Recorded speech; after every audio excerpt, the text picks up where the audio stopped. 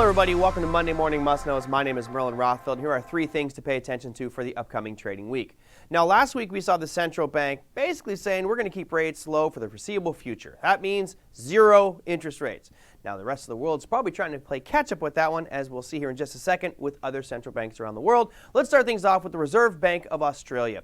On Tuesday, right after midnight at 12:30 a.m. Eastern Standard Time, they have a rate announcement. And then also on Thursday, you have the Bank of England at 7 a.m. Eastern Standard Time with their rate announcement. So let's look historically at what those rates look like.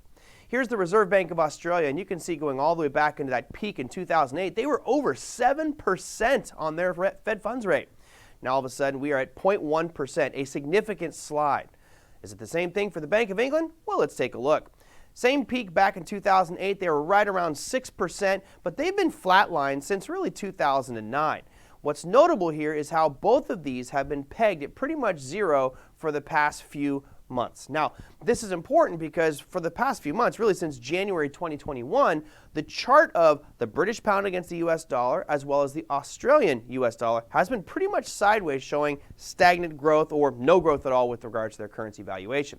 Now, of course, those countries want to get their currencies as weak as possible, so what will be interesting to watch on Tuesday and Thursday for these rate announcements is what those central bankers say about their currency and about how they're going to stimulate their economy using those interest rates. Moving on to our second one is going to be the healthcare sector. That's right, we're talking healthcare. We had 4 companies, major ones, report last week, which was Amgen, Eli Lilly, Bristol Myers, and Merck, and all missed badly. You can see here on XLV, which is the healthcare ETF, the prices have started to roll over for about the past week.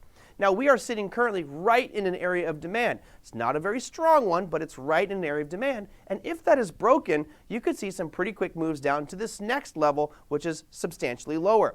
Now, why did I bring this one up? Because there are some companies that are reporting earnings next week in the healthcare sector, which, you know what? Let's take a look at them right now. Now, to start things off, you have 1,492 companies reporting earnings. That is a tremendous, a mother lode, really, of earnings. I'll show you the highlights. Estee Lauder reporting earnings on Monday. Tuesday brings you that healthcare. We've got Pfizer, which is a major component of XLV, so keep an eye on that one on Tuesday. You have CVS, Activision, and Dominion Resources. Wednesday brings you PayPal. Very interested to see what they're talking about with regards to cryptocurrencies, because they now allowing you to buy cryptocurrency on PayPal. You also have General Motors, Etsy, Wynn, MetLife, and Marathon Oil on Wednesday. Thursday is really the biggest day. 532 companies reporting on Thursday. Companies like Square, Roku, Energy Transfer Partners, Anheuser-Busch, and the big drug stock right now, Moderna. Let's see how those vaccines have helped their bottom line. Friday, wrapping up the week, we've got 2 names for you. Kronos and Enbridge reporting earnings on Friday. Now, this is just cherry picking, guys. There are, again, over 1,400 companies reporting earnings. We've shown you maybe 20 here. So make sure you check your earnings calendar and be careful, because you're not exactly sure what's going to happen with these earnings announcements. So it's always nice to know about them, have them on your radar. We'll see you next week. Take care.